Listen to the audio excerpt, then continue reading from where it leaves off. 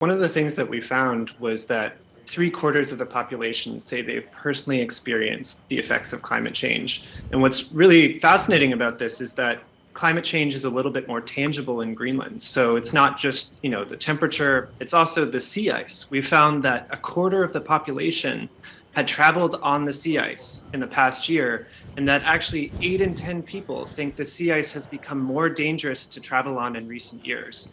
So as you see, Greenland itself is changing, but the people themselves are having to adapt to those changes in real time.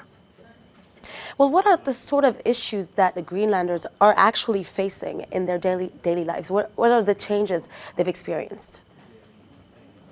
Yeah, the changes really range around Greenland. Greenland is such a diverse area. You can be in the south and there's sheep farms, and in the north there's polar bears that, can come into the town. So what we see is that in the northern regions, people are really experiencing changes in the frozen parts of the earth. So changes in the sea ice, changes in the permafrost that is quite literally changing underneath people's feet, the ground, and in some cases houses and roads.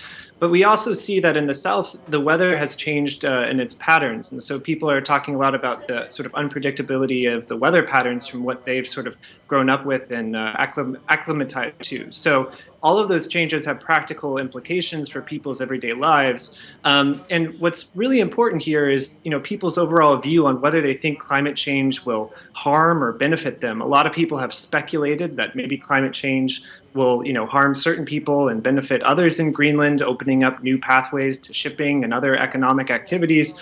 But on the other hand, harming a traditional lifestyle. And what we found was that about half the population think that climate change will harm people in Greenland, but far fewer think that it will benefit them, such that it's a ratio of almost 5 to 1.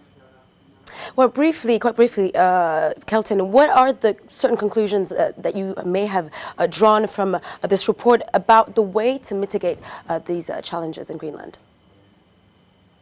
Yeah, certainly. I mean, on a global level, of course, compared to pre-industrial levels, we have to try to reduce, future warming to basically reduce the impacts that people in Greenland are experiencing. Again, it's not, speculative in the future. We see that most of the population have already experienced those effects of climate change. But one thing that we found in the Greenlandic context was that, people there were very in favor of both re-entering the Paris Accord, so having the government of Greenland re-enter the Paris Accord,